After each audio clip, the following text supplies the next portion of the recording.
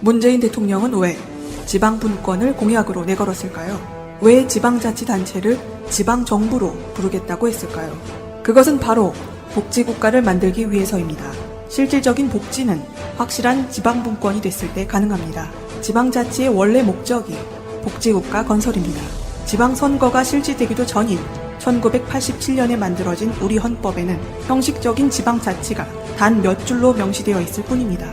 복지를 반대하는 세력들은 그 형식적인 내용을 악용하여 지방자치제도를 흔들어 왔습니다. 올 6월 지방선거에는 지방분권이 확실하게 명시된 개헌이 이루어져야 합니다. 그것이 복지국가로 가는 가장 빠른 길입니다. 전국자치분권 개헌추진본부 서울구청장 협의회. 꼭 알아야 할 어제의 뉴스. 서울중앙지검 첨단범죄수사부는 어제 영포빌딩을 다시 압수수색했습니다. 지난달 25일에 이어서 엿새 만입니다. 1차 때는 다스의 경영 상태나 동향이 적힌 청와대 보고문건과 대통령 기록물에 해당하는 문건들이 무더기로 발견됐습니다. 검찰은 조사 과정에서 이명박 전 대통령이 재임 시절 다스 관련 보고를 직접 받았다는 증거를 확보한 것으로 확인됐습니다. 검찰 관계자는 정확한 정보를 바탕으로 이 전 대통령 측의 급소를 찔렀다고 표현했습니다. 다스실 소유주가 누군지 입증할 결정적 증거인 스모킹건을 확보했다는 뜻으로 해석됩니다. 어제 압수수색은 이 전 대통령이 재임기간 이전에도 다스에 개입한 정황이 있는지 확인하기 위한 차원에서 들어간 것으로 보입니다. 이 전 대통령의 핵심 측근인 김백준 전 기획관이 진술 태도를 바꾼 것이 지지부진했던 다스 수사에 변곡점 역할을 한 것 아니냐는 분석도 나오고 있습니다. 이 전 대통령 측은 검찰이 편법적인 압수수색으로 다스 수사와 관련 없는 문건들까지 가져갔다며 검찰 수사를 강하게 비난했습니다. 경기도 부천시의 공장 부지입니다. 약 3,000제곱미터로 공시지가는 40억 원 정도입니다. 땅 시세만 100억 원에 육박합니다. 지금은 대부분 다 10만 원 정도 하거든요. 10만 원이면 누가 샀거든, 얼른 사겠는데. 서울 용산구의 한 상가에 있는 점포입니다. 이곳의 시세는 10억 원대입니다. 두 부동산 모두 이명박 전 대통령의 조카인 김동혁 씨 소유입니다. 당초 이 부동산들은 이 전 대통령의 큰 누나인 고 이규선 씨의 소유였는데 2010년 이 씨가 사망하면서 아들인 김동혁 씨가 물려받은 겁니다. 그런데 김 씨가 최근 검찰의 비공개 조사에서 모두 외삼촌인 이 전 대통령의 재산이라고 털어놓은 것으로 JTBC 취재 결과 파악됐습니다. 이 씨는 해당 부동산들을 1980년대부터 소유하고 있었는데 그때부터 이 전 대통령이 차명으로 보유했다는 겁니다. 앞서 도곡동 땅과 다스 등을 포함해 10년 넘게 제기된 이 전 대통령의 차명 재산 의혹과 관련해 가족으로부터 구체적 진술을 확보한 건 처음입니다.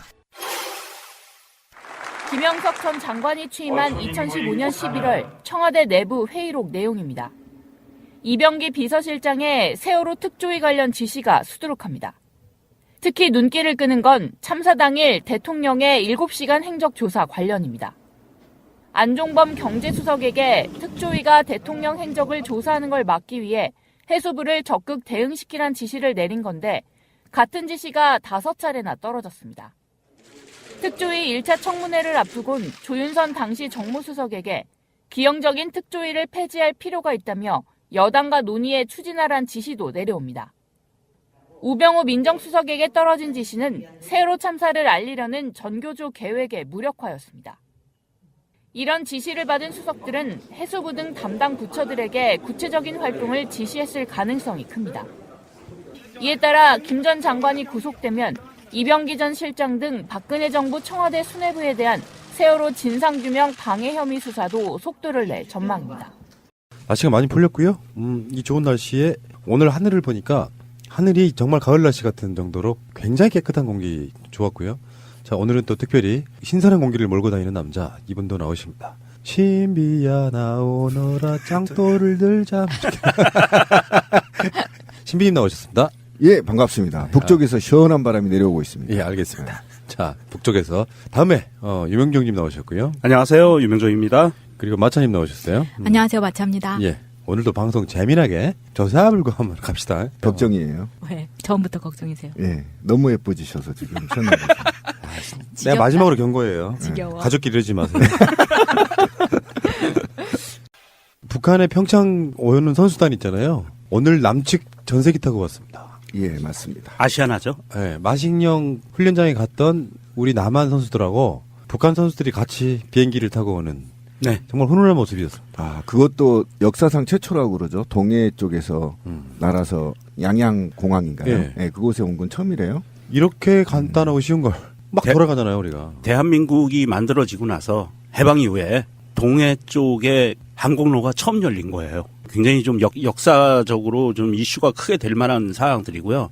사실 이게 우리는 동해 하면 항상 미국의 태평양 함대와 북한의 신경전 이것만 떠올리고 또 뭐였죠? 그 죽음의 백조라고 그러는 그 전폭기 스텔스 전폭기가 매일 뜨고 괌에서 떠서 날아다니고 하던 위협 비행을 하던 곳이라고만 생각했었는데 여기에 이 평화의 상징 민간항공기가 뜬 거예요. 굉장히 이거는 역사적인 사건이라고 볼 수 있습니다. 근데 그리고 더불어 북한의 동쪽 이 원산 이쪽 지역은요. 미군을 견제하기 위한 군사시설들이 굉장히 많고요. 그리고 이번에 선수단이 같이 온 그 갈마 비행장도 북한의 군사 비행장을 같이 쓰는 곳이에요. 전투기가 같이 있는 곳이기 때문에 보안이 굉장히 엄격하고 공개되기를 꺼리는 곳인데 이번에 공개가 되고 민간 항공기가 왔다 갔다 하는 역사적인 일이 벌어진 겁니다. 아시아나항공 오지 13585. 저희가 이제 예전에 제가 연기를 한번 갔다 왔잖아요. 그래서 연기를 갔는데 그쪽에 이제 북한 전용 식당이 있어요. 북한 우리가 생각하는 대로 하는 춤도 추고 노래도 부르고 밥도 먹고 하는 곳인데 그곳에 가서 같은 동포들끼리 껴안고 이제 눈물도 흘려보고 이랬었단 말이죠. 같이 훈련을 하고 넘어오면서 기장의 그 멘트가 저는 이 멘트를 보고 눈물이 날 정도로 감동적이었어요. 한번 읽어주시죠. 여러분, 지금 막 북한 영공을 통과했습니다. 누군가가 앞서 걸었던 피땀 어린 노력으로 이곳에 다시 올 수 있게 됐습니다. 굉장히 감격스럽습니다. 이 말만 들어도 감격스럽다. 저는 이 두 번째 단락 누군가가 앞서 걸었던 피땀 어린 노력 그렇죠. 이 소리를 듣고 우리 청와대에 있는 문재인 대통령이 얼마나 눈물을 흘렸겠어요. 감격적이었고. 그런데 이전과 좀 다른 점이 있더라고요. 젊은 세대들은 역시 틀리다. 그리고 김정은 위원장도 사실은 젊은 세대 아닙니까? 우리가 볼 때는. 네. 네, 젊은 세대죠. 이제 40 안 됐나요? 젊은 세대에서 감각이 다르다. 이번에 이 북한 선수단들이 김정은과 김일성의 휘장의 배지를 달지 않았다는 거잖아요. 네, 우리 측도 태극기 안 달았고요. 그렇죠. 예. 달지 않았다는 거에서 굉장히 신세대적 감각이 있는 것이고 그 다음에 이 비행기 안에서 서로 웃고 밝은 모습들을 한번 보십시오. 사진도 찍고 인증샷도 찍고 그러면서 그 분단의 역사를 넘어온 겁니다. 예. 일단 남한 대표단이 북한으로 갔을 때 그 기장의 멘트고요. 아까 그렇지. 그거는 근데 이게 재밌는 게 난 상상도 못했던 대북 제재 조건이 있더만요. 네. 그 미국이 발표한 대북 제재 가운데 북한을 방문했던 항공기는 180일간 미국 내 공항에 착륙할 수 없다 이런 조항이 있대요. 그 정도로 국제적인 제재가 엄중하네요. 뭐 경제 제재 이런 것들이 그냥 말로만 제재하는 거다 생각했는데 그런 부분이 있군요. 이런 부분 때문에 미국의 사실은 이게 이제 미국이 북한을 제재하기 위해서 전 세계 국가들을 상대로 북한의 비행기 띄우지 마라는 선언을 했던 거고요. 그 선언 때문에 아시아나는 민간 항공사고 이익을 위해서 움직이는 기업이기 때문에 이 비행기가 미국에 들어가서 착륙하지 못하는 사태가 나면 굉장히 큰 기업적 손실이 오거든요. 안 가면 되죠 뭐. 꼭 미국만 가야 되나? 근데 이 항공기의 하나인 거잖아요. 그렇죠. 그렇죠. 그러니까, 이 항공기 네. 하나인데 국내선 민일 거고. 그럼에도 불구하고 대한민국 정부에서는 이렇게 정부 차원에서 일을 진행하는 거에 있어서 민간 기업이 손해를 보면 안 된다라는 개념으로 이걸 막바지까지 미국과 협상을 한 거예요. 나중에 그 비행기든 뭐 KTX든 열차든 버스든 간에 어디 터미널이나 역에 가면은 평양, 원산, 아오지 뭐 이렇게까지 다 할 수 있는 그런 시대가 빨리 와야 되는데 말이에요. 그러니까 이런 작은 거 하나라도 이제는 우리 국민들이 이게 불합리하다는 걸 알잖아요. 미국이 뭐 간데 왜 북한을 가면 안 되냐는 거죠. 근데 이런 거에 대해서 우리가 좀 고민을 해야 되고 이번 참에 어쨌든 우리 국민들이 미국에 대한 너무 이라는 개념과 이런 것들을 좀 깨우치는 계기가 돼야 된다. 예. 미국이 과연 우리의 우방인가, 진정한 우방인가라는 고민해야 되는 시기가 왔다 이제. 예, 알겠습니다. 잠시 후에 더 깊은 이야기 나누겠습니다. 자, 국정원이요. 현성월이라고 하는 인물이 내려왔을 때 신원이 있잖아요. 네. 소설 쓰기 좋아하는 종편이나 이런 데서 보면 몇 살이네 다 정보가 틀려. 그래서 정보위에 국정원이 보고한 내용을 보면은 현성월이 77년생이래요. 77년 평양 출생. 그럼 다 틀렸었네요. 72년생이다, 79년생이다. 이런 그러게요. 말이 있었네요. 88년생 아닌 스타일이네요. 신비와 친구. 참, 네. 조선일보는 뭐 총살당했다부터 시작해서 네. 이런 개지랄들에 대해서 좀 자정적인 노력도 좀 하고 대국민 사과도 해야 되고 그러는 거 아니야? 그러니까 저희가 우리 방송에서 계속 얘기했지만 이 조선이 북한 방송에서 독점적주의를 가졌거든요. 그게 이제 결과적으로 이 정보가 국정원으로부터 이제 나왔다는 게 이제 알려진 사실 아닙니까? 그러면 이 국정원이 왜 조선에만 특혜의 보도자를 줬는지부터 얘기가 돼야 그렇죠. 되고 이 부분도 좀 나가야 되고 맞아요. 그러면 국정원이 정상적인 정보를 조선에 줬느냐 과거에 총살당했다가 몇 달 있다 나왔잖아요. 몇 년 있다가? 예, 이런 문제들에 대해서 굴절된 정보를 한국 언론사에 제공한 것도 사실은 저는 적폐라고 보고 이것도 좀 조사를 할 때가 있을 거다. 예, 저는 그렇게 보거든요. 자꾸 북한과 남한을 대치하는 형태로 만들려고 하는 의도를 보이고 있는 방송사. 그렇죠. 거기에 독점적으로 정보를 주면서 그 분위기를 끌어갔던 국정원. 국정원. 지금 그렇게 못하니까 얼마나 속이 타겠어 지금. 그러니까 그것이 결국은 남북한의 혐오를 조장하고 맞아요. 그렇죠. 감정을 유발시키는 과정. 그리고 흥미거리로 이게 굉장히 엄중한데 굴절된 정보로 남한의 흥미거리를 만들고 가십거리를 만들어서 북한을 어떤 굉장히 나쁜 집단, 적대시하는 집단으로 규정하고 대상화한다는 거에 대해서 조중동은 반드시 반성해야 되고 이 자료를 잘못 제공한 국정원도 반드시 그 대가를 받아야 된다. 저는 그렇게 생각합니다. 우리가 지금 북한과 대치 상태일 때는 주로 뭘로 싸웠냐면 대북 확성기로 싸웠거든요. 누가 스피커의 위력이 센가? 그래서 북한은 대응을 못하니까 오히려 자기네 쪽으로 스피커를 돌려가지고 북한의 남한에서 나오는 방송을 음향을 섞어버린다는 거야. 더 시끄럽게 만든다는 거죠. 그런 방식이었는데 최근에 나온 거 보니까요. 대북 확성기 사업도 비리가 있었다는 거야. 정말 저는 어처구니가 없습니다. 진짜. 굉장히 충격이었어요. 한번 돌이켜볼까요? 박근혜 시절에 대북 확성기 설치한다고 막 TV 나오고 이거 막 군인들이 올라가서 막 XY 9개 대비 8개 막 올리고 그랬었잖아요. 그것마저도 돈을 빼먹었다는 거 아닙니까? 그렇죠. 거기서 돈을 대북 확성기가 박근혜 시절에 처음 등장한 게 이동형 대북 확성기가 있었어요. 차량에 설치했던 그런 거에서도 이 돈을 빼먹고 이게 지금 혐의가 드러난 모 상사라는 사람이 그거를 착복을 했다고 하는데 대한민국 군대에서 상사 일개인이 그거를 착복하는 게 가능합니까? 상납했겠죠. 상납도 했을 거고 더 윗선에 어떤 그런 개입이 분명히 있지 않았을까 싶어요. 예, 174억 원짜리 사업인데 고가 계약 등 해가지고 특정 업체로 인해서 34억이 손실됐는데요. 재밌는 거는 이 사람이 나중에 또 납품 업체 있잖아요. 이곳에 주식을 또 사는 하다가 별짓들을 다 한다 진짜. 그러니까 결국은 북한과 남한의 긴장 관계를 조성해서 여기에서 특정 업체에 몰아주고 그 특정 업체를 통해서 또 로비가 이루어지고 결국은 북한을 어떻게 북한에 대한 대응에 중요한 게 아니라 결국은 이 사업 자체가 제가 볼 때는 이 확성기 업체 중심으로 이루어졌을 가능성이 굉장히 높다. 그래서 이것도 비리 중에 하나이기 때문에 반드시 밝히고 이선까지 누가 지시를 했고 그때 어쨌든 방송을 통해서 대북 확성기의 사업의 필요성을 누가 주장했는지 국회의원들부터 이렇게 전반적으로 조사하면 이 티가 나온다 분명히. 그리고 이 부분은 사실은 이게 이제 간단히 하나의 가십 같은 일부 몰지각한 군인의 그 비리로 갈 수도 있겠지만 이명박 박근혜 정부 시절에 벌어졌던 이 방산 비리에 대한 하나의 그 조각에 불과해요. 그리고 이 조각에 불과한 것인데 사실은 이게 도화선이 될 수도 있는 위력을 갖고 있어요. 방산 비리가 아마 줄줄이 조금씩 나올 거라고 봅니다. 174억에 산 게 고정형 24대, 기동형 16대거든요. 그래서 토탈 40대를 구매를 하는데 이 중에서 기동형 16대가 성능이 부실한 거예요. 그래서 원래 처음에 살 때는 소리가 10km까지 퍼져나간다고 했는데 육군에서 자체 검사를 하니까 이게 5km밖에 전달이 안 되는 거예요.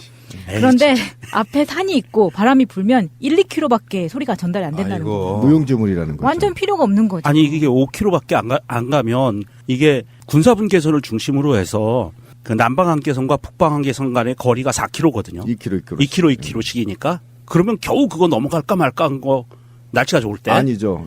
남방 한계선도 못 넘어가고 있는 거죠. 날씨가 안 좋을 땐 1km밖에 안 가는. 그러니까 날씨가 좋으면 겨우 그거 넘어갈까 말까. 그러니까 DMZ 동물들 자장가 정도? 그렇죠. 뭐 하자는 건지 지금 너무 그러니까. 괜히 그것도 좋은 것도 아니야. 깨우기만 해 동물들을. 그러니까요. 재우지도 못하고. 아니 그러니까 대북 확산기 사업은 그나마 사람들에게 관심을 많이 받았던 사업이잖아요. 뉴스에 계속 나왔죠. 그렇죠. 그럼에도 이런 비리가 생기면 관심을 받지 못하는 그런 사업들은 어마어마했겠다는 생각도 자, 들 수 그런데 있습니다. 문제는 이게 이제 감사원 지적이 나온 거잖아요. 그런데 만약에 자유한국당이 계속 집권했더라면 이건 감사도 못했던 거 아닙니까?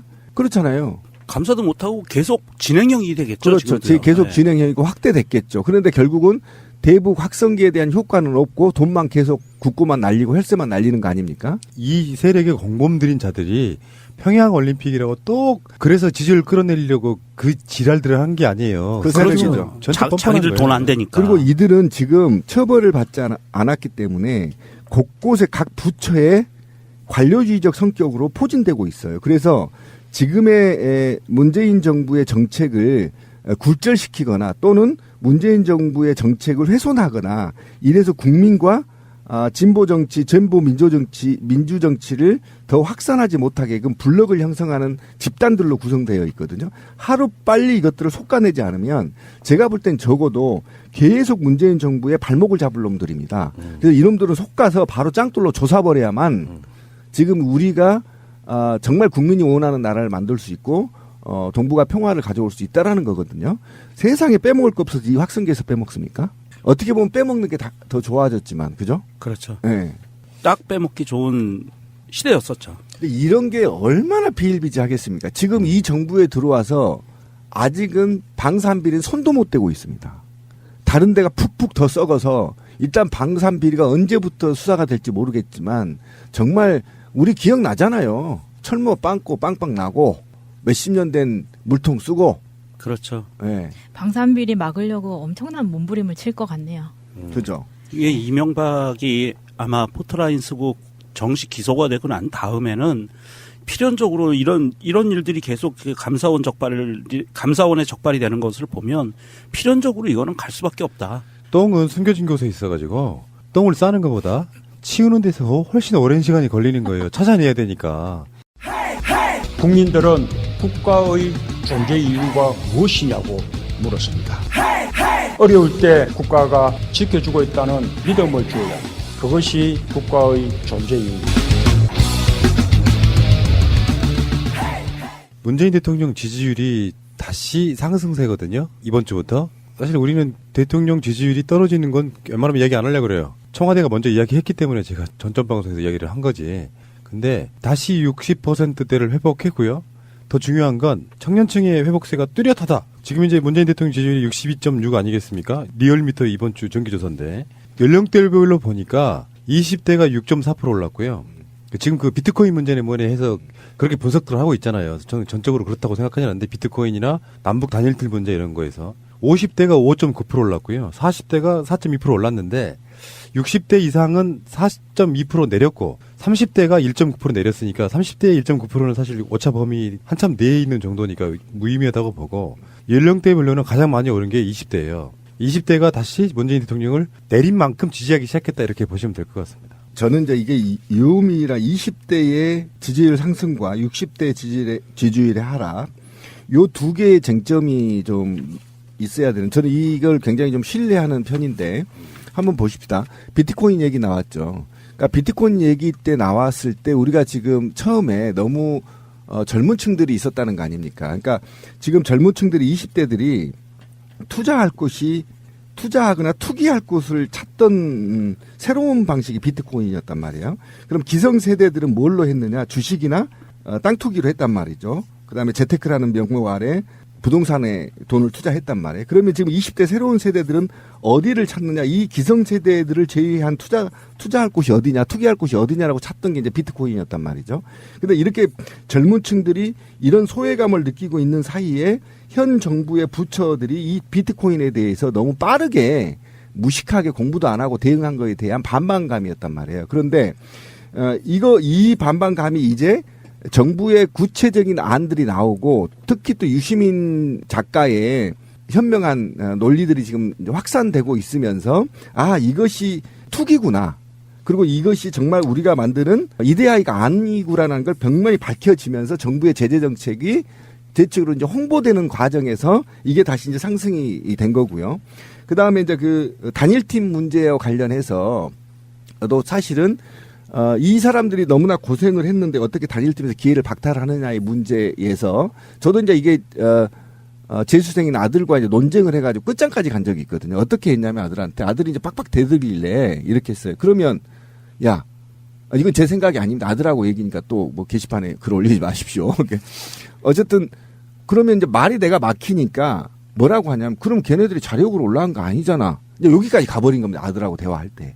그러면서 제가 반성한 게 뭐냐면 20대 10대들은 우리하고 머리가 다르구나.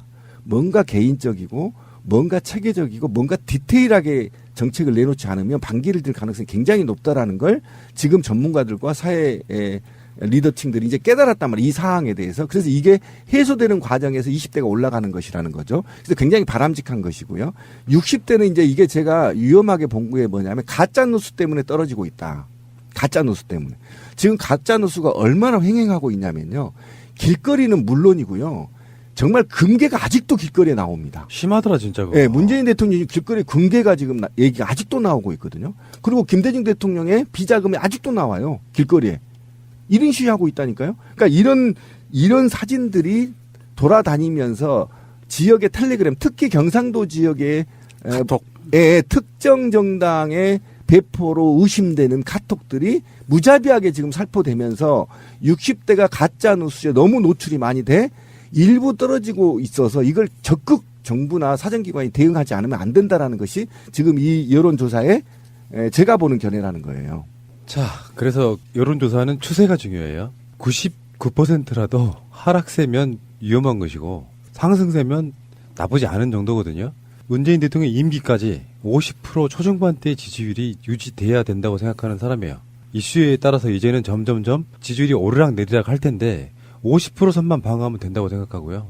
50% 선을 밑으로 안 떨어지면 문재인 정부는 객관적으로도 성공한 거다 이렇게 보는 건데 어찌됐건 간에 이슈에 따라서 이제 지지율 하락 추세면 정편의 보수 언론의 공격이 그거 떨어뜨리려고 자유한국당의 홍준표나 김성태가 화재 현장 가서 개소리들 한 거 아니에요. 사실 알고 보면은 계속 이간질하고 충동질하고. 근데 그런 부분에 있어가지고 지지율 1, 2%, 뭐 2, 3%, 3, 4%의 1위 1위 하는 뭐 이런 모습 결코 저는 좋다고 보지는 않지만 그래도 국민의 여론을 신경 쓰는 정부 이런 관점으로 생각을 해봐야 될 것 같습니다. 어제까지 해가지고 검찰이 영포 빌딩을 2번을 압수수색을 했어요. 네. 근데 첫 번째 압수수색했던 장소와 두 번째 압수수색한 창고가 다르대. 예. 계속 내부자의 어떤 고발이 제보가 들어오고 있다는 건데 그 중에서 첫 번째 압수수색에서 청와대 문서들이 엄청 발견되지 않습니까? 충격이었어요, 저. 그러니까 이명박 측에서 뭐라 그런 줄 아세요? 압수물은 대통령 기록관으로 넘겨야죠. 이게 말이야 막걸리야 진짜. 그러니까 모르고 가져왔다라는 겁니다. 키워드는 정확하게. 그게는 이제 수사를 대비한 고도의 전략이거든요. 모르고 가져왔다. 그런데 한번 생각해 봅시다. 노무현 정부 시절 초기에 노무현 대통령이 뭐라고 했죠? 이건 사본이다. 이 사본을 다 줄 테이니 내가 PC에 접근해서 연구할 수 있도록 해달라고 했는데 거절하면서까지 온갖 음해와 모략을 저질렀죠. 그죠? 아방궁이 어쩌니 이 사건이 그 사건이거든요. 거기에서 국가 비밀을 본다는 등 많은 등 개지랄을 했죠. 그죠? 그래서 다 반납해 갔던 거 아닙니까? 그런데 영포 빌딩은요. 이건 개인 건물입니다. 그렇죠. 개인 건물의 국가 기밀 문서를 가지고 가서 누군가는 보고 분석하고 사익을 추구하기 위한 자료를 활용했다라는 거예요. 저는 이걸 보고 굉장히 이 새끼가 정말 짱돌로 존나게 조사버려야 되겠다라는 생각이 드는 게 이거 법도 뭐고 없다. 지는 온갖 무법천지를 다 해놓고 노무현 대통령의 그 접근 권한만 달라고 통사정을 했어도 거부했던 새끼가 지는 갖고 가 복사해서 이거는 좀 용서할 수 없는 것이고요. 이거는 이번에 적폐하고 상관없이 기록물에 관한 법률에 의해서 반드시 조사가 돼야 하는 상황이고 사정기관이 이 조사를 하겠다라는 게 입장인 것 같습니다. 분명히 이 문제는 제대로 짚고 넘어가야 된다. 얼마만큼의 양과 어떤 종류의 문서를 갖고 가서 어떻게 이것을 사익을 추구하는 데 활용했느냐까지 전 조사해야 된다고 봅니다. 여기서 이제 핵심 중에 하나는 그 기록물의 내용을 떠나가지고 그 기록물이 영포 빌딩 지하에 있는 것 자체가 범죄 행위잖아요. 범죄 행위죠. 지금 이명박은 이쪽에 물타기 하는 거야. 이거 실수로 들어왔네. 당연히 기록관으로 가야지. 그 자체가 범죄 행위라는 걸 스스로 인정한 거죠. 그렇기도 하고요. 이번 2차 압수수색에서 나온 문건 중에 가장 놀랄만한 문건이 뭐냐 하면 그때 다스 관련해서 특검 수사가 있었잖아요. 그거에 대해서 이명박 측에서 자 검사가 이렇게 물어볼 거니까 우리는 답변을 이렇게 해야 돼라고 하는 소위 체크리스트를 만들었던 것이 보관돼 있었어요. 그러니까 검찰의 조사에 대비해서 만들었던 그 체크리스트가 개인 것도 아니고 청와대 문서로 해서 그게 존재했다는 거예요. 이번에 2차 압수수색에서 이게 드러난 사건입니다. 그러면 신비님이 얘기했듯이 이거는 복사본을 갖다 놓은 게 아니라 어떻게 보면 이명박 정부에서 본인이 관련된 가장 그 뇌관이 될 만한 자기한테 치명적인 해가 될 만한 문서들을 갖다가 숨겨놓은 거 아닌가. 대통령 기록관에 넘겨주지도 않고 본인이 슈킹에다가 숨겨놓은 게 이번에 지금 드러나고 있는 거 아닌가 하는 의심을 가질 수밖에 없거든요. 그러니까 더 충격적인 것은요. 제가 우리 방송에서 예전에 이 조직을 캤었는데 영포라인이라는 게 문제입니다. 영포빌딩이요. 영포라인에 영일과 포항의 출신들 이명박이죠. 이 영포라인들이 국정원을 장악했고요.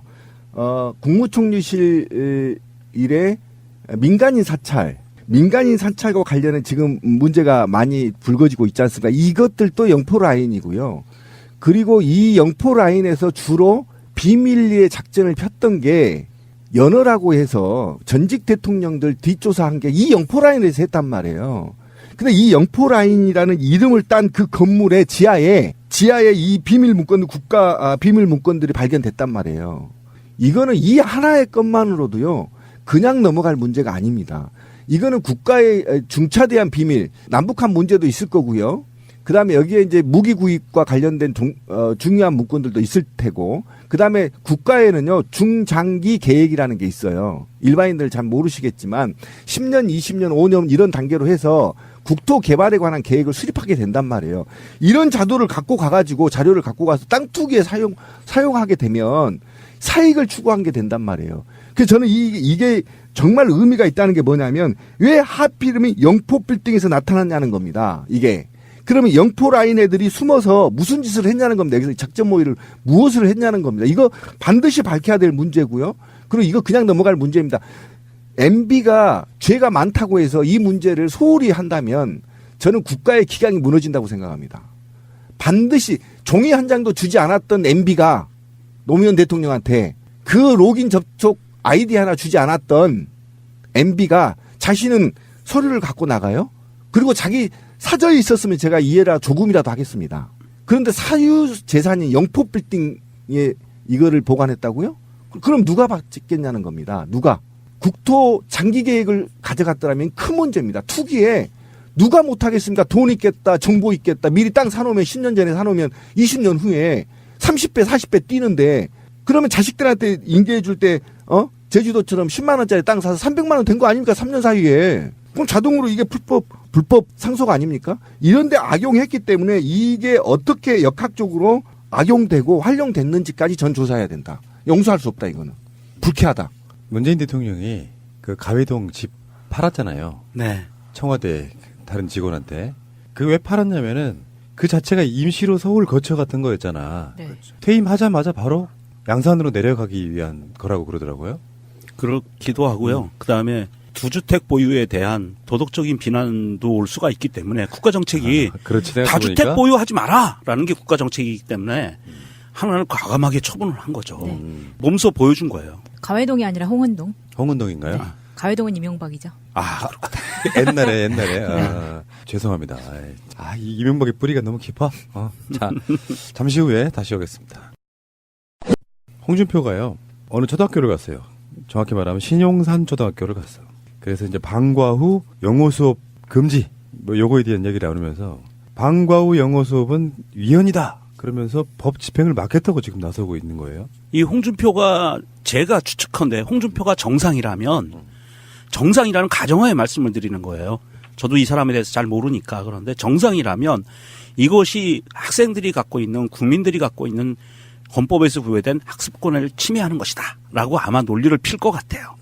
자유한국당이 홍준표가 그랬어요. 흑수저당을 만들겠다고. 지랄. 최근에도 그랬다고. 국민들 안 속겠지만. 근데 헌법을 무엇을 바라보느냐에 따라서 내 의지로 뭔가를 하는 데 있어서 못하게 막는 거 이런 개념일 거라고 보는데 실제로 정치권이 해야 될 일은 아이들이 가져야 될 여러 가지 인간으로서의 자기 권리가 있어요. 지금 이게 홍준표가 전혀 맥락을 잘못 잡은 게 이 사람은 항상 이 헛발질의 제왕이잖아요.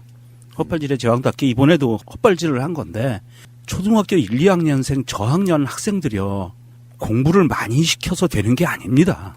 이 아이들이 초등학교 저학년일 때 활발하게 뛰어놀고 그리고 아주 훌륭한 인격을 갖추기 위해서 기본 바탕을 갖춰주는 때지 초등학교 1, 2학년 애들 들들들들 볶아서 하루에 10시간, 10몇 시간씩 공부시켜봐야 득될 거 하나도 없어요. 그렇게 공부를 시키면 나오는 결과가 우병우예요. 팩트는 이렇습니다. 초등학교 1, 2학년 방과 후 영어 수업은 2014년 3월 선행학습 금지법이 시행되면서 금지될 예정이었지만 학부모들의 반발로 올해 2월까지만 한시적으로 허용된 거였는데 선행학습 금지법이 시행된 것도 사실은 박근혜 네, 때거든요. 그러니까, 네. 방과 후에 애들 남아 해가지고 영어 수업을 한다면 근데 올해 2월 말까지니까 이제 얼마 안 남았잖아요. 한 달도 안 남았어. 계속해서 하게끔 만들어 달라고 홍준표가 가니까 이제 이쪽에 민원이 들어온 거죠.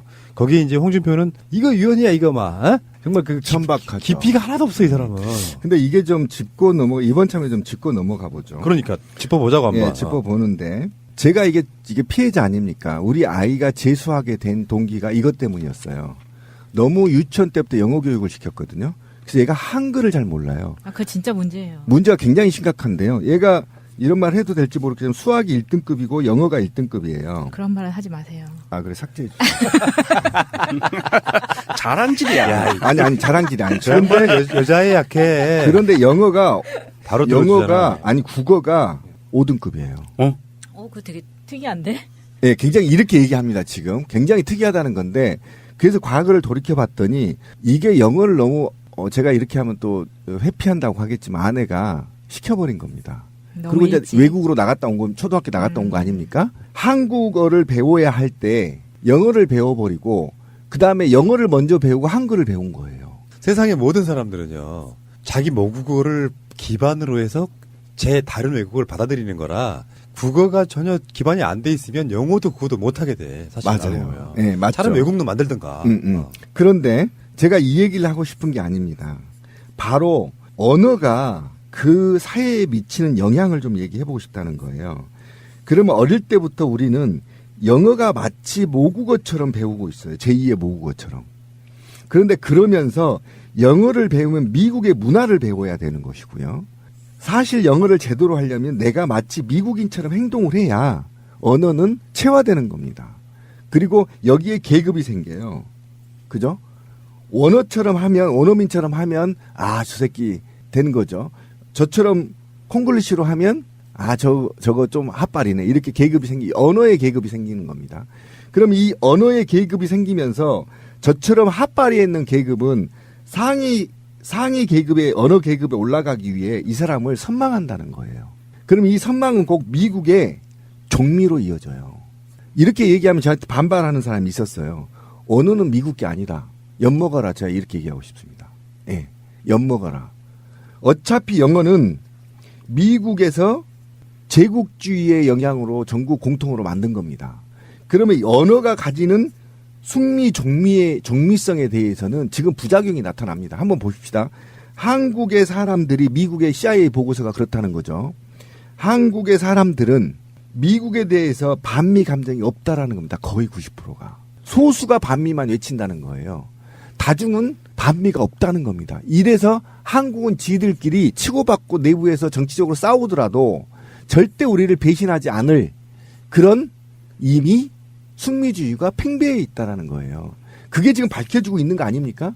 그러면 이게 지금 홍준표가 생각 없이 얘기한 게 아니라 저는 MB가 영어 광풍 일으켰고 홍준표가 이렇게 얘기한 건 영어를 더 일반화시켜서 철저하게 우리가 자본주의에 소속되어 있는 미국에 소속되어 있는 노예로 만들기 위한 고도의 계급적 발상이다. 저는 이렇게 보는 겁니다. 그래서 우리 아까 권 PD가 얘기한 게 이게 바른 게 아니다 라고 얘기한 게 제가 동감한 게 뭐냐면 이제 우리도 바뀌어야 된다. 촛불혁명 이후에 우리도 주체성을 좀 갖자. 우리의 위대한 문화, 위대한 언어 이런 걸 좀 자랑스럽게 어릴 때부터 제대로 배우자. 국어도 차라리 이런 측면에서 저는 이게 굉장히 한국 사회를 종미 숙리로 만드는데 굉장히 마중물의 역할을 하고 있다라는 겁니다. 지금 홍준표가 사실 이 단어를 적절하게 사용하지 못한 건지 아니면 악의적으로 사용한 건지 모르겠는데 악의적이야죠. 악의적입니다. 이건. 선행학습 금지법이라고 하면 안 돼요. 이 법은요 2014년 9월에 공표가 됐는데 공교육 정상화 촉진 및 선행교육 규제에 관한 특별법이에요. 일반 법률에 우선하는 특별법이고요. 이것을 약칭으로 부르기 위해서는 가로치고 약칭까지 만들어놨어요. 공교육 정상화법이라고. 선행학습 금지법이 아니에요. 공교육 정상화법이고요. 뉘앙스가 완전히 다릅니다. 여기서 공교육 정상화를 어떻게 할 것이냐는 이게 이제 이 법률 안에 목적이 나오는데 이 법은 초중등 교육법에 따라 공교육을 담당하는 초중고등학교의 교육과정이 정상적으로 운영되도록 하기 위하여 교육 관련 기관의 선행교육 및 선행학습을 유발하는 행위를 규제함으로써 교육기본법에서 정한 교육 목적을 달성하고 학생의 건강한 심신 발달을 도모하는 것을 목적으로 한다. 이 목적을 보면은요, 공부 잘하는 애를 키우기 위한 법이 아니에요. 이거는 사람답게 사람을 키우기 위한 법이지. 이 선행학습으로 인해서 그동안 얼마나 많은 아이들, 학생들, 교육을 받을 수 있는 권리를 갖고 있는 아이들이 피해를 많이 봤어요. 힘들게 매일 밤 11시, 12시까지 공부하고 엄마 아빠는 직장에서 8시간 근무, 주 5일 근무 투쟁하는데 아이들은 일주일 내내 열 몇 시간씩 공부를 시켰단 말입니다. 그러니까 영어 유치원 10곳 생기면 소아정신과 하나 생긴다 그러잖아요. 그렇죠. 그렇게 아이들이 피해를 받고 엄마 아빠들은 그 아이들 학원비를 대기 위해서 아르바이트를 해야 되는 그런 상황들이 몰려왔었어요. 대한민국이 너무 비정상적으로 왔기 때문에 이러한 법률이 만들어질 수 있는 사회적 배경이 된 건데 이 당시에 여당이 있고 야당이 있었을 거 아니에요. 여당이 새누리당이었죠. 그리고 야당이 새정치민주연합이었죠. 이랬었는데 지금 홍준표는 2014년에 여당과 야당이 손잡고 만들었다고 해서 그 당시에 여당과 야당을 다 욕을 하고 있어요. 자기는 그때 국회의원이 아니었거든. 경남도지사였거든. 그러니까 그 책임을 다 국회의원들한테 돌리고 이거는 만들어져서는 안 되는 법이었다라고 욕을 하고 있는 거예요. 홍준표의 문제가 뭐냐면은 이거예요. 내가 그 질문을 반대로 던져보고 싶은 거지. 홍준표 표현대로 선행학습 금지법이라고 치도 같이 뭐 이렇게 치더라도 반대로 이거를 하게끔 만드는 법이었든 못하게 하는 법이었든 까는 건 똑같았을 거예요. 자기 가치관이 없기 때문에 그런 거야. 홍준표는 이런 스타일 때문에 결국 망할 거라고 봐요. 언젠간 이러다 보면 스텝이 꼬이는 거거든. 자기 가치관을 봤을 때 도지사도 해본 사람의 입장이라면 서민들의 교육에 대한 부분은 이렇게 단편적으로 접근하면 안 되는 거거든요. 그렇죠. 이게 주체의식이 없어요. 이 홍준표는 본인의 어떤 정치적 사상도 없고 얕아서 그래요. 예, 그리고 주체의식도 없고 쓰레기. 저기 북한에 가서 주체 사상을 좀 공부하고 와야 될 것 같아요. 인간 쓰레기예요. 제가 볼 땐 그래요. 그 돈과 권력에 아부하고 막말과 거짓말로 삶을 이어가는 제가 볼 땐 적어도 홍준표는 굉장히 실패한 새끼입니다. 예, 이 사람은 이미 실패한 거지 사실은. 정치를 하면 안 되고요. 쓰레기인데 이걸 좀 쭉 가보면 우리 방송을 듣는 애청자분들도 초등학생이 있으면 아마 선행학습을 시킬 거예요. 제가 피해자라고 분명히 제가 반성을 하고 있잖아요. 1년 먼저 배우거든요, 선행학습. 근데 그게 도움이 안 돼요.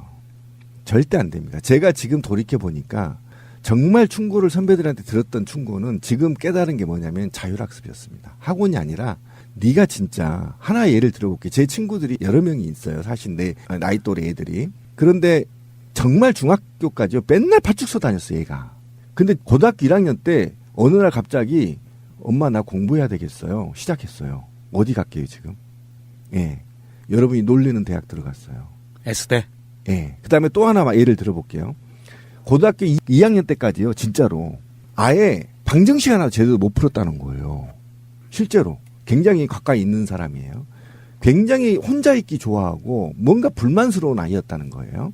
그런데 3학년 때 들어가서 엄마 나 공부할래 그랬다는 거예요. 그래서 해라. 그럼 어떻게 학원 안 가고 집에서 할래요. 삼수에서 K대에 들어갔습니다. 학원 한 곳도 안 갔어요. 그러니까 뭐냐면 제가 얘기하고 저는 그렇지 않았잖아요. 지금 반성 차원에서 얘기 드린 거예요. 그런데 온갖 돈을 써서 솔직히 1억 2천 써서 보냈거든요. 유학을요. 아무도 효과를 본 게 없잖아요. 얘만 배려놓은 거 아닙니까? 자, 그러면 얘를 보냈던 나라의 캐나다는 어떤 나라인지 아세요? 6시 이후에 얘를 교육시키면 아동 학대로 고발돼 버립니다. 그런 나라에 애를 더 교육시키러 보내. 그러니까 얘가 여기를 오기를 싫어하는 거예요. 그걸 가서 끌고 왔다니까요. 오기 싫어서. 이해 가시죠? 그러니까 왜 아이들한테 선행학습을 시키면 안 되냐면요. 머리가 굳어버려요. 굳어버린다. 아까 말해서 저기는 될 수 있어요. 우병우는 될 수 있어요. 그러나 문재인은 될 수 없어요. 그렇죠. 예. 제 이야기도 좀 할게요. 똑같은 이야기야. 아이가 돌 때 많은 하객들이 왔을 거 아니에요. 하객들한테 제가 약속을 했습니다. 공부 잘하는 아이 만들고 싶지 않다. 나는 사교육 안 시키겠습니다라고 공약을 했어요. 정치인도 아닌데. 친구들이나 아는 지인들 술자리로 갔더니 한마디 딱 하더라고요. 미친 새끼. 불가능하다 이런 뜻이죠. 그러니까 제가 항상 하는 말 중에 하나예요. 사교육을 왜 시키냐고 물었더니 75%의 국민들이 시키고 싶어서가 아니라 남들이 하니까였어요. 맞습니다. 맞아요. 뒤처지는 것이 두려워서. 치마면 초등학생 같은 경우는 공부의 목적도 있지만 친구를 사귈 수가 없는 거야. 네. 정말 우리가 주택단지에서 방송하잖아요. 시간대별로 다녀요. 어린 아이들을 만날 수가 없어. 네, 맞아요. 옛날 같으면 정말 그 아이들이 눈싸움도 하고 막 그럴 텐데. 기계죠, 기계. 네.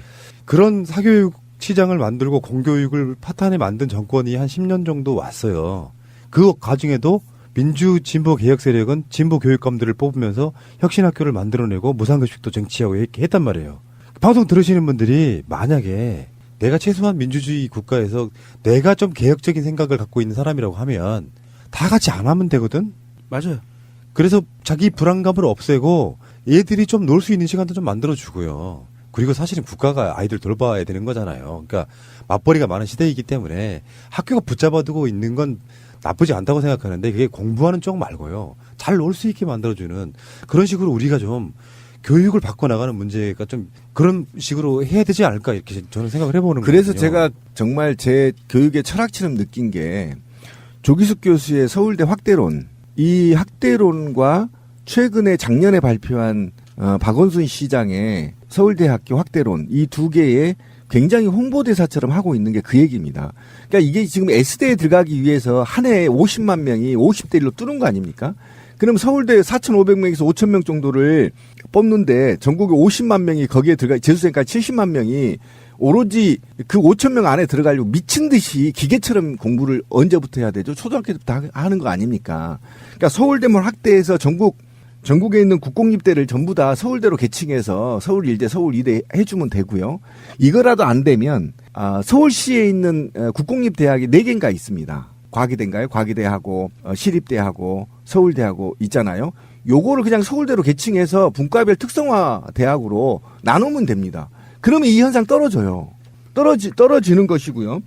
그리고 이게 이제 홍준표 같은 경우가 왜 이렇게 되냐면 이 홍준표가 이걸 모를 리가 없습니다. 그런데 그냥 이거를 하면 지지도가 좀 올라가겠지 하면서 국가와 사회를 다 파괴하는 언어들 때문에 지금 분노하는 거 아닙니까? 이게 잘못됐으면 정상적인 국회의원이라면 이것을 제가 지금 얘기하는 것처럼 학부모들을 설득해야 되거든요. 지금 선행학습하면 이렇게 부작용이 있고요. 이런 겁니다.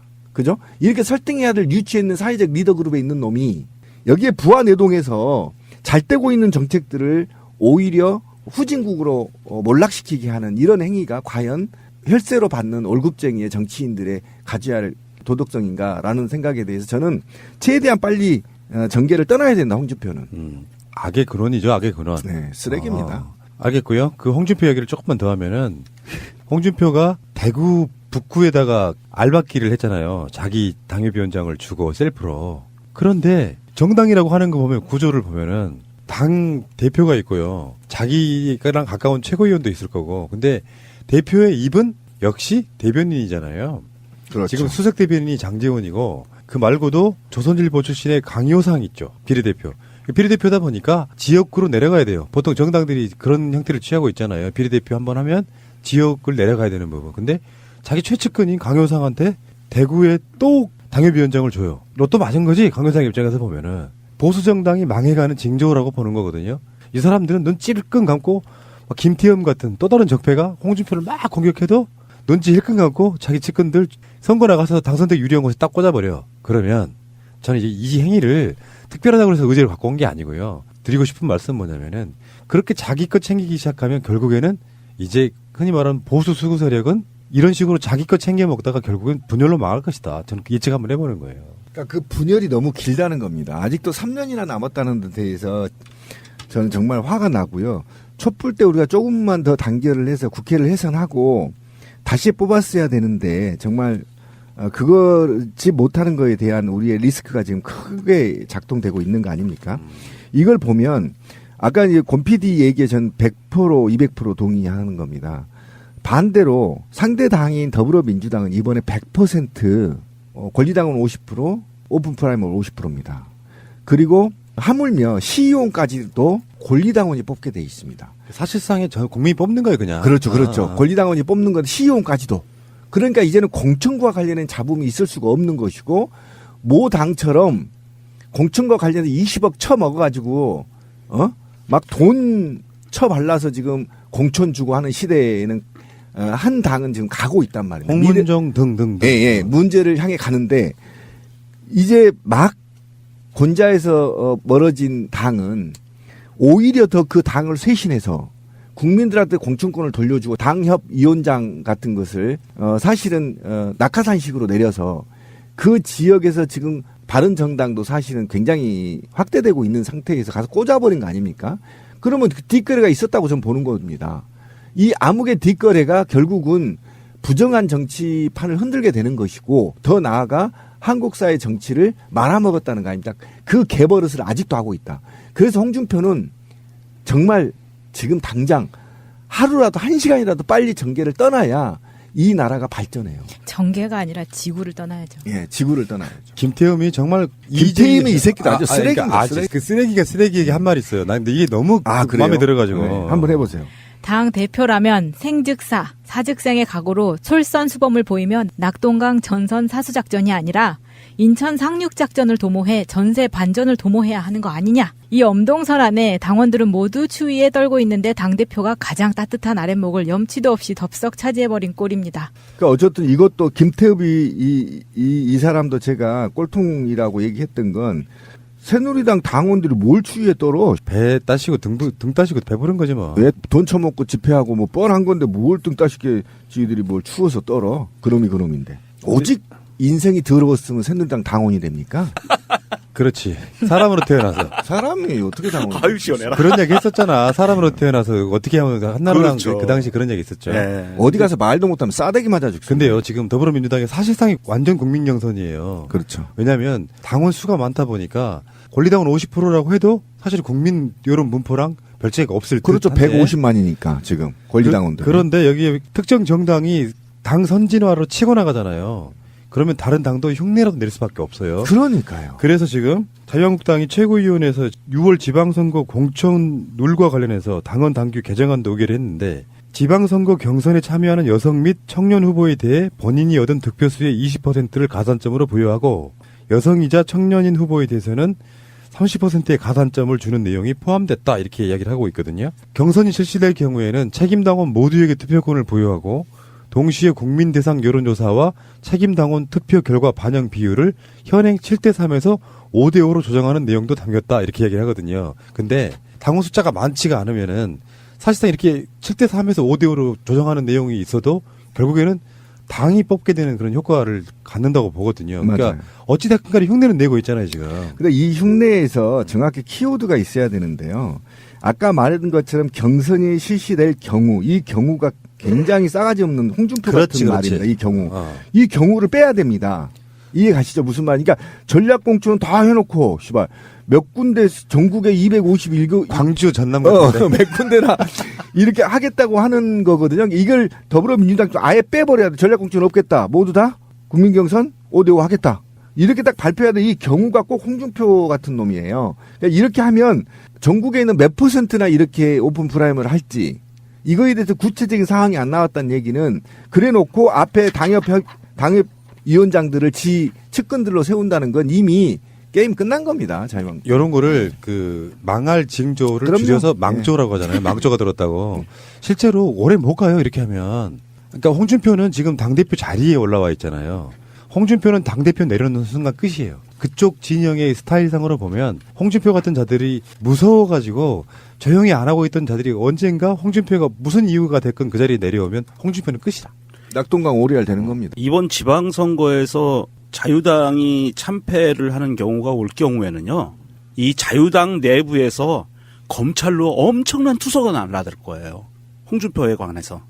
이거 아주 박살날 겁니다. 그리고 이번 이 경선이 실시될 경우에 하나는 투표 이 규칙을 바꾼 게 보면 이전에는 7대 3이었는데, 그러니까 전체 국민 여론조사 70%였는데 이게 5대 5로 바뀐 거예요. 이거는 뭐냐 하면 홍준표 이 자유당도 이 지금 시국에서 국민 여론이 자기들한테는 절대 유리하지 않다라는 것을 알고 그 국민 여론을 비율을 줄이고 자기들 당원의 비율을 그만큼 높인 거예요. 시류는 읽을 줄 알아. 국민들이 자기를 싫어하는 거는 알아. 그런데 거기서 더 한 걸음 나가서 국민들이 자기들을 좋아하게끔 하는 그런 마인드는 전혀 갖추지 못한 사람들인 거죠. 강효상을 임명을 했다는 것 자체가 너무 대표적으로 보이는 게 이 사람 조선일보 편집국장까지 했던 사람이잖아요. 근데 현직 언론인일 때 새누리당 비례 16번을 받은 거예요. 근데 이 사람의 업적 중에 하나가 뭐냐면 차동국 혼외자식 특종. 그래서 이 비례를 들어갔다고 하고 이 사람이 이 사람이 대표적으로 발의했던 게 이런 거죠. 김영란법에서 언론인 빼자.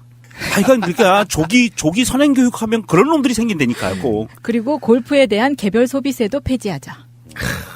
개새끼네. 주옥 같죠, 완전히. 완전히 그거 있잖아요. 주구구나 주구. 굉장히 유명한 영화 있잖아요. 언론인들하고 뭐 정치인들 밥 먹고 막 난장 머리가 막. 그러니까 이게 영화의 한 장면이죠. 강효상이에요. 강효상이 언론일 때 새누리당 현 정부 빨아주고 그래서 약속을 받은 겁니다. 약속을. 나는 어디까지 가야 된다. 그럼 국회의원 헤쳐먹었죠. 그다음에 다음에 비례 해먹었잖아요. 그럼 이제 어디로 가야 돼요? 비례 해먹었으면 이제 지역으로 가야 되잖아요. 그리고 그 지역만 잘 구워 삶으면 평생 죽을 때까지 평생 또 먹는 겁니다. 그리고 심하면 자기 자식한테 물려줘. 이게 지금 안태근도 이렇게 처먹은 겁니다. 예, 온갖 뒷거리를 다 봐주고 국회의원직을 얻은 거죠. 예, 이게 영화보다도 더 리얼하라는 거예요.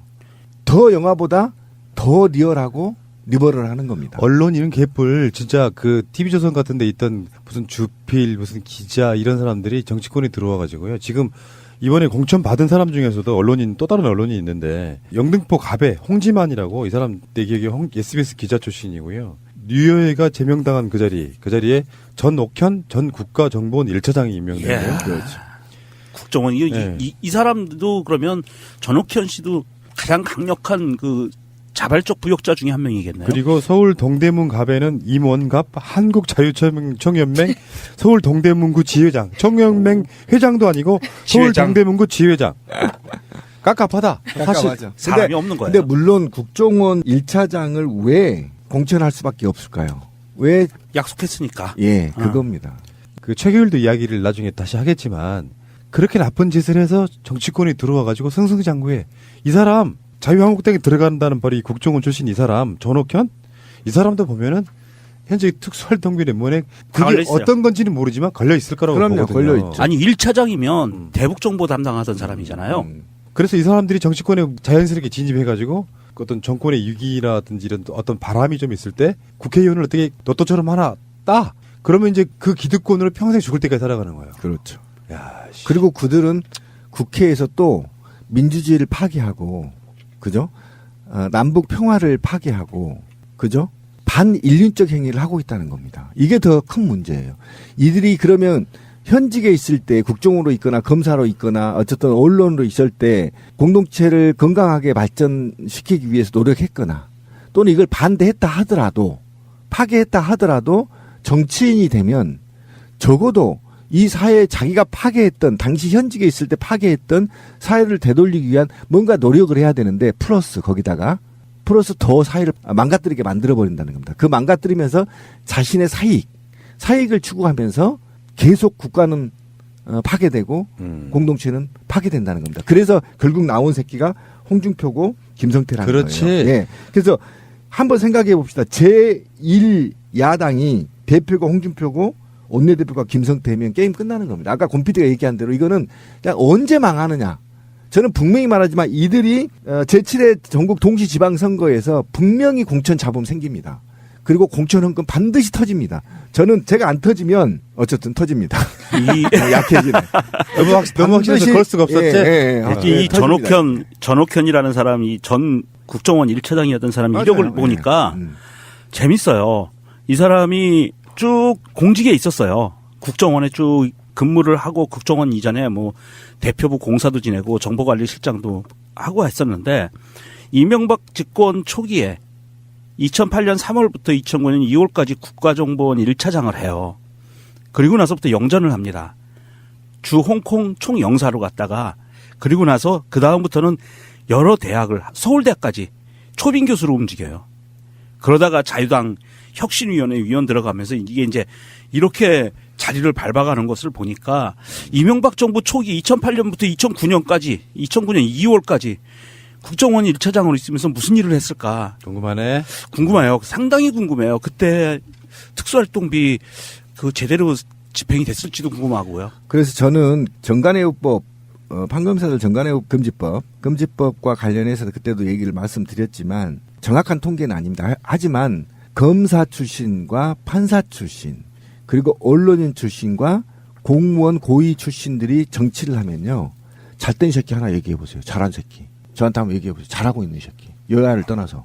여야를 떠나서요? 네. 참담합니다. 참담하죠. 정말 있잖아요. 이 출신들이 대부분의 악의 근원이 돼요. 그러네요. 관료주의. 관료주의가 몸에 뼛속까지 박혀 있어서 정말 저는 이 문제를 이제는 좀 짚고 가야 된다. 예를 들면 사퇴하고 5년이나 6년 안에 정계 임무 못하게 막거나 씨발 뭐 이런 종합적인 대책이 좀 필요하다. 지금 여기에 발단인 홍준표가 대표적인 인물이에요. 맞습니다. 그 무슨 모래시계에 말도 안 되는 거짓 신화를 만들어서 그렇죠. 지금 언론이 막 괴물 하나를 키운 건데, 그러니까 괴물 하나를 키우다 보니까 어떤 개념도 없이 선행학습이 뭔지 어떤 문제가 있는지 생각하지 않고 계속 쏴대는데 사실은 입에서 나오는 건 말이 아니고 똥이죠. 그렇죠. 그러면서 그나마 홍준표는 그것도 설사똥입니다. 그냥 똥이 아니에요. 그러면 홍준표는 유명한 인물이라서 나름대로 표적이라도 돼요. 근데 지금 아까 말한 그런 종류의 사람들은요, 온갖 악행을 저지르다가 정치권으로 스며들어가지고 평생을 나쁜 짓 했다가 보장받고, 왜냐면 이게 대구에 공천받는 건 보통 일이 사실 아니거든요. 그렇죠. 미래가 확정적으로 보장되는 상태잖아요. 강효상도 그렇고 다 마찬가지란 말이죠. 이런 사람들이 남경필 같은 그런 정치 2세를 만들어내서 계속 부와 권력이 대물림되는 이 적 같은 나라에 살고 있는데 이걸 확실히 끊어야지.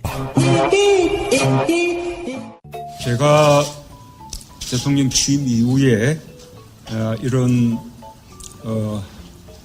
대기업에 처음 이렇게 방문한 것 같습니다. 오늘 특별히 한화학 추세를 방문하게 된 것은 한화학 추세를 업어드리고 싶어서입니다. 제가 지난번에 기업들이 좋은 일자리를 많이 만들면 업어드리겠다. 그렇게 말씀을 드린 적이 있는데 오늘 그 약속을 지키기 위해서 이렇게 방문했습니다. 신규로 채용하는 500명이 대부분 청년들이기 때문에 청년 일자리 창출, 6일 근무하고 하루 휴무하던 것을 4일 근무하고 하루 휴무하는 것으로, 그리고 보다 일찍 퇴근하게 되었기 때문에 그냥 휴식이 있는 삶이 가능하게 되었습니다. 우리 대기업들이 이런 노력을 함께 해준다면 청년 고용 절벽 문제도 해결할 수 있는 길이라고 생각합니다. 신천혁신도시가 세계 최고의 태양광 산업 지역으로 발전할 수 있도록 정부도 또 할 수 있는 지원을 다하겠다는 약속을 드립니다. 존경의 말씀을 드립니다. 진짜로 업어드릴까요? 이 시대 최고의 애국은 좋은 일자리 만들고